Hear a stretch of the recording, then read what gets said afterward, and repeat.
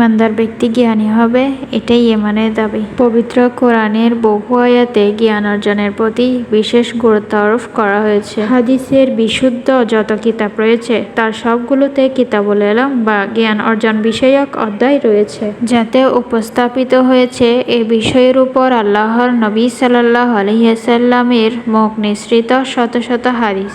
ইসলামী আইনশাস্ত্রের যত গ্রন্থ রয়েছে তার সবগুলোতে জ্ঞান অর্জন বিষয়ক অধ্যায় কিতাবের অগ্রভাগে সন্নিবেশিত হয়েছে। পবিত্র কোরআনে এরশাদ হয়েছে, পাঠ করুন আপনার প্রভুর নামে যিনি সৃষ্টি করেছেন। সূরা আলাক আয়াত নং 1। জ্ঞানী ব্যক্তিদের প্রশংসায় আল্লাহ রাব্বুল আলামিন ঘোষণা করেন, আর আমি এই দৃষ্টান্তগুলো মানুষের উপদেশ গ্রহণের উদ্দেশ্যে বর্ণনা করে থাকি। বস্তুত এইসব দৃষ্টান্ত কেবল জ্ঞানী ব্যক্তিরাই বোঝে। সূরা আনকাবুত আয়াত নং 43। মহান আল্লাহ আরও এরশাদ করেন, আপনি বলুন যারা জ্ঞানী এবং যারা জ্ঞানী নয় তারা কি সমান হতে পারে? সূরা জুমার আয়াত নং 9। কোরআনে পাকের অপর স্থানে জ্ঞান ও অজ্ঞতা সম্পর্কে এভাবে পার্থক্য নির্ণয় করা হয়েছে। হে নবী সাল্লাল্লাহু আলাইহি ওয়াসাল্লাম, বলুন, অন্ধ ও চক্ষুমান লোক কি এক হতে পারে? আলো ও অন্ধকার কি এক ও অভিন্ন হতে পারে? জ্ঞানী লোকদের আল্লাহ তাআলা উচ্চ মর্যাদা দান করবেন। যেমন এরশাদ হচ্ছে, তোমাদের মধ্যে যারা ঈমানদার এবং যাদের জ্ঞান দান করা হয়েছে আল্লাহ তাআলা তাদের সুউচ্চ মর্যাদা দান করবেন। সূরা মুজাদালা আয়াত নং 11। জ্ঞান অর্জন সম্পর্কে নবী সাল্লাল্লাহু আলাইহি ওয়াসাল্লাম বর্ণনা করেন, প্রত্যেক মুসলমানের জন্য জ্ঞান অর্জন করা ফরজ। উল্লেখ্য, এখানে জ্ঞান বলতে ইসলামী জ্ঞান বোঝানো হয়েছে, অর্থাৎ একজন মুসলমানের উপর আল্লাহর কি কি হুকুম রয়েছে এবং তা রাসূল সাল্লাল্লাহু আলাইহি ওয়াসাল্লামের নিয়ম অনুযায়ী কিভাবে পালন করা যায় তা জানতে হবে। না জানলে গুনাহ হবে। আল্লাহর রাসূল সাল্লাল্লাহু আলাইহি ওয়াসাল্লামের পবিত্র মুখ থেকে আরও উচ্চারিত হয়েছে, রাতের কিছু সময় জ্ঞান অর্জন করা পূর্ণ রাত্রি ইবাদতে কাটানোর অপেক্ষায় উত্তম।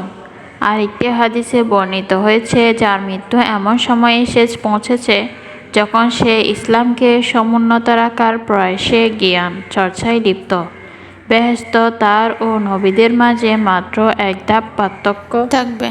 বিখ্যাত সাহাবী হযরত আনাস রাদিয়াল্লাহু আনহু হতে বর্ণিত, প্রিয় নবী সাল্লাল্লাহু আলাইহি ওয়াসাল্লাম বলেন, যে ব্যক্তি জ্ঞান অনুসন্ধানে বের হয়েছে সে আল্লাহর রাস্তায় রয়েছে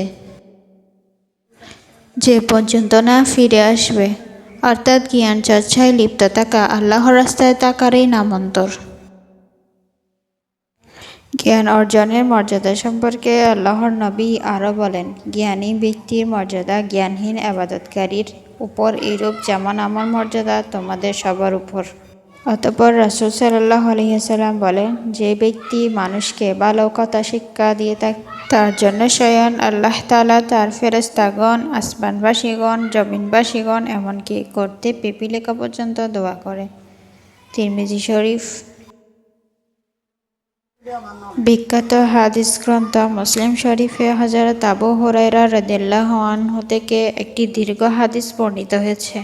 প্রিয় নবী সাল্লাল্লাহু আলাইহি ওয়াসাল্লাম বলেন, যে ব্যক্তি জ্ঞান লাভের উদ্দেশ্যে কোনো পথ অবলম্বন করল, আল্লাহ তাআলা এর দ্বারা তার বেহেশতের পথ সহজ করে দিবেন।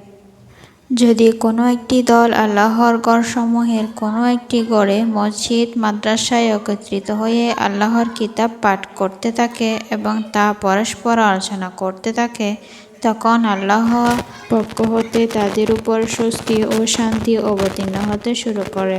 আল্লাহর রহমত তাদের ডেকে ফেলে, ফেরেশতারা তাদের ঘিরে ফেলে এবং আল্লাহ তাআলা ফেরেশতাদের কাছে এসব বান্দার আলোচনা বা প্রশংসা করেন। যার কর্ম তাকে পিছিয়ে দেয় তার বংশমর্যাদা তাকে এগিয়ে দিতে পারে না। মুসলিম শরীফ। হযরত মুআবিয়া রাদিয়াল্লাহু আনহু বলেন, প্রিয় নবী সাল্লাল্লাহু আলাইহি ওয়াসাল্লাম বলেছেন, আল্লাহ তাআলা যার কল্যাণ কামনা করেন তাকে দ্বীনের সুষ্ঠু জ্ঞান দান করেন। বুখারী, মুসলিম। মহান আল্লাহ আমাদের সবাইকে জ্ঞান অর্জন করার তৌফিক দান করুক। আমিন।